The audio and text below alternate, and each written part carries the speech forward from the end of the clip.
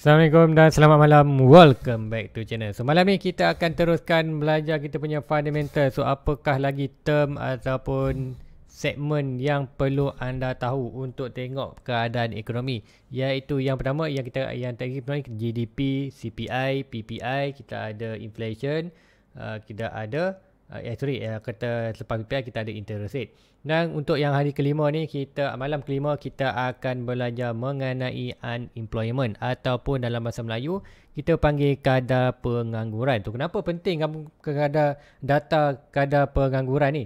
Sebab apa kita nak tengok kata kadar pengangguran ni akan tengok adalah menunjukkan perkembangan ekonomi sesuatu negara. So meaning GDP tadi.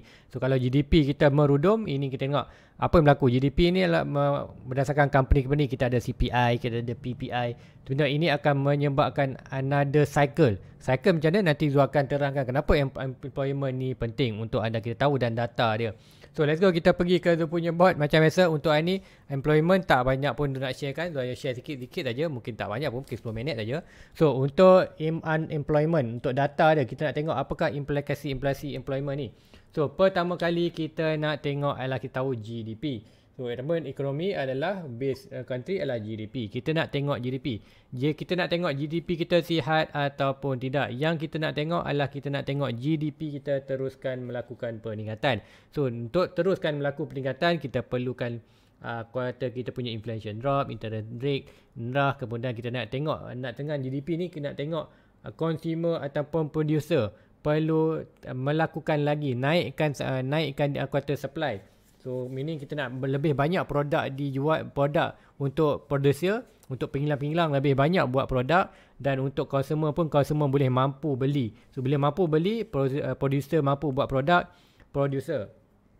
GDP. So kita ada sebelum ni apa? Kita ada CPI, kita ada PPI. So people adalah consumer, customer. So customer mestilah able to berada keupayaan ataupun purchase power ada untuk beli produk, dan bila nak beli produk kata PPI, producer ni perlu create barang. So meaning untuk PPI perlulah ada keupayaan untuk buat barang, dan kemudian bila ada barang CPI, consumer mestilah ada purchasing power untuk beli barang tadi. So meaning circle yang ni kita nampak GDP akan naik. So apa kena-mena unemployment dengan ini? So inilah yang anda perlu tahu untuk circle tu, unemployment tu ataupun pekerjaan. Tu peluang pekerjaan ada ataupun tidak. Sekiranya kita tengok peluang pekerjaan itu banyak. So meaning apa yang berlaku, kita tengok dalam ni producer ni perlu keluarkan banyak barang. Perlu keluar banyak barang, mungkin dia perlu expand dia punya kilang. So bila kilang ni dia perlukan apa? Dia perlukan lagi pekerja. So meaning pekerja ni akan masuk ke dalam kawasan, masuk dalam kilang ni. So meaning PPI ni ataupun prosedur ni, prosedur pengilang ni, dia boleh bayar gaji kuartal untuk pekerja. Dan pekerja ni apa? Pekerja ni adalah orang. Orang ni apa? Orang ni, setiap orang manusia adalah consider dalam C, consumer. So meaning bila kita ada pekerjaan ada peluang pekerjaan banyak, kita ada orang banyak bekerja. Bila banyak bekerja, syarikat boleh bayar gaji, dan gaji ini adalah kita ukur pada purchase power untuk buat ni. So meaning untuk cycle tu nampak, cycle tu penting.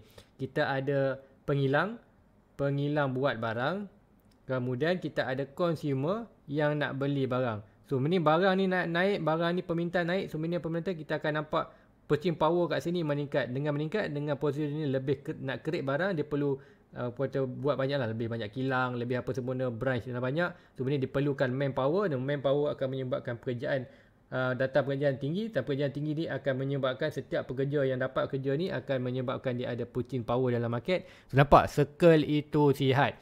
So itulah yang tak kata employment. So ini data employment ni penting untuk kita tengok untuk perkembangan long term ataupun trajectory, ataupun dalam setahun, 5 bulan, bulanan kita tengok. Contoh kita tengok unemployment contoh dalam Malaysia, kita tengok bulan by bulan adakah meningkat ataupun berkurangan. Kalau kita tengok contoh unemployment, pekerjaan, peluang pekerjaan secara monthly, semakin lama makin dia drop. Contoh mungkin kita tengok peluang pekerjaan ada 10, next bulan 9, 8, 7, 6, 5, makin drop peluang pekerjaan tu, ataupun aku kata peluang pekerjaan tu makin lama makin sikit. Ini bermakna apa? Ini bermakna something wrong dengan kita punya GDP. Apa ni? Itu meaning kita tengok lah. Mungkin tadi masalah apa? Masalah CPI tadi, ataupun masalah PPI. Sebab apa masalah PPI? Selalunya yang ini dia akan kait dengan apa? Dia akan kait dengan supply. So kita tengok apa yang berlaku masa COVID ni, supply berkurang. Apa supply berkurang? Kita tengok macam mana kata banyak ladang-ladang, kilang-kilang ataupun bahan-bahan mentah ni terpaksa close market. Sebab apa? Terpaksa duduk kat rumah, tak boleh bercucuk tanam, tak boleh kilang, tak boleh beroperasi untuk buat produk. So apa berlaku? Kita tengok supply berkurangan tapi demand tinggi. So bila demand tinggi, apa yang berlaku? Harga naik. Sebab tu kita tengok pembelanjaan untuk setiap person tu naik. Kemudian untuk company pun naik. Sebab apa naik? Sebab apa? Pembelanjaan prosedur ni nak cover consumer harga naik. So meaning harga gaji perlu dinaikkan. So meaning cost untuk PPD naik. So dua-dua naik. So meaning apa berlaku? Yes, walaupun GDP naik tapi nampak dia dah nampak indikator peluang pekerjaan ni, kita nampak indikator pengurangan. So meaning given time ekonomi dah slow down. Walaupun ada naik tapi dah nampak slow down. Itu yang kita tak nak. So meaning kita perlu repair balik ni. Macam mana nak repair? So make sure yang pertama adalah kita perlu repair supply tu. So maintain lah kita perlu supply. So supply ni mungkinlah next topic tu akan belajarkan kenapa supply ni maknanya punca utama untuk semua ini. So anda nampak ada dia berkait antara salah satulah setiap data ni. So itulah untuk hari ni kita tengok unemployment ni. Kalau nak tengok adalah data yang kita nak cek, adalah kita nak tengok kita sebagai ukuran awal untuk tengok indikator GDP tu. Adakah GDP kita in healthy ataupun tidak. So employment ini adalah penting. Sekiranya Malaysia ni lebih banyak ataupun satu negara tu menyediakan lebih banyak peluang dalam sektor-sektor yang tertentu, atau tengok sektor juga penting.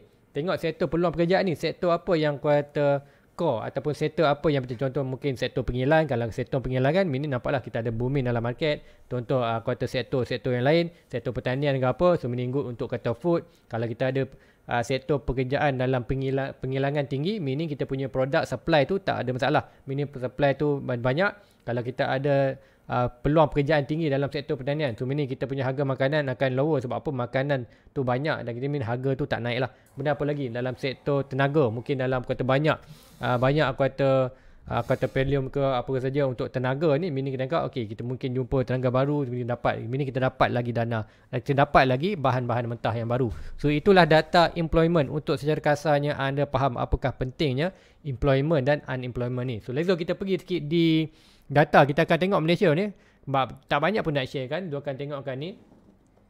So ini adalah statistik guna tenaga suku kedua yang terbaru. Kalau ikutkan ni dalam bahasa Melayu ni, kita anda pergi kat tema ni, ke tem ni, dia akan ada bawah maklumat pasaran buruh. So dalam bahasa Melayu lah. Kalau bahasa Inggeris, kalau nak tengokkan, kalau mungkin ada yang lebih selesa dalam bahasa Inggeris tu, kalau tu pun boleh selesa dalam bahasa Inggeris, tengok labor market information. So kita akan tengok kat sini apa yang kita tengok. Kita akan pergi tukar bahasa Melayu je untuk semua orang mudah faham. Kita tengok ni, so nak zoom up sikit, kita tengok sini apakah kita tengok month by month. Inilah quarter 2 punya data. So currently quarter sektor 8.6 juta jawatan yang ada dalam sektor apa. Okey, yang diisi adalah 97, yang masih kekosongan banyak 2.2. Daripada 8.6 juta ni pekerjaan, kita masih ada lagi kekosongan banyak 2.2%. Kat sektor mana, tengoklah jawatan. Kalau ikutkan sini dia dah bagi dah. Kita tengok yang banyak lah. Kita tengok itulah, dia bila zoom in tu dia tak data tu nanti tu akan okay, nak dapat nanti dia klik tak dapat data dia yang ni. Kita boleh tengok baca bawah ni tu, penting tengoklah. Kita zoom in boleh tak tengok. Okey, jawatan dalam kata jawatan kategori separuh akhir tu, tengok 8.6, 8.4 kosongan berapa? Dalam 22% ni adalah banyak 191,000 jenis kata kekosongan, dan perwujudan ataupun setiap monthly tu ada tak pekerjaan baru. So ada banyak 29.4,000 pekerjaan yang baru. Tu dalam sektor mana? Dalam sektor mana kita ikutkan kat ni? Ada tak dalam dia ikutkan? Ada beritahu tak dia chat? Nanti nak tengok. Sebenarnya tak clear ni pelombongan. Dia tengok pembinaan ada, pelombongan pun ada. Dengan sektor, kalau anda nak cari kerja dah tengoklah. Kalau kata nak belajar pun tengok sektor mana yang mungkin ada nak cari kerja kan. Boleh tengok sektor manakah yang kata banyak ni. So inilah data Malaysia ni, kekosongan masih 2.2 kalau ikutkan peningkatan. Kau ingat setahun ni, ni peningkatan sebanyak 267,000 jawatan tahun ke tahun. So meaning year by year kata pekerjaan tu banyak. So meaning kalau kita tengok ni, meaning secara ringkas ni kita tengok untuk long term maknanya long term pekerjaan tu di-create kan, pekerjaan kosong tu sentiasa ada, pekerjaan baru pun sentiasa di-create. Tu meaning GDP adalah consider untuk long term semakin sihat. Mungkin ada sikit short term untuk dropping macam berlaku di COVID.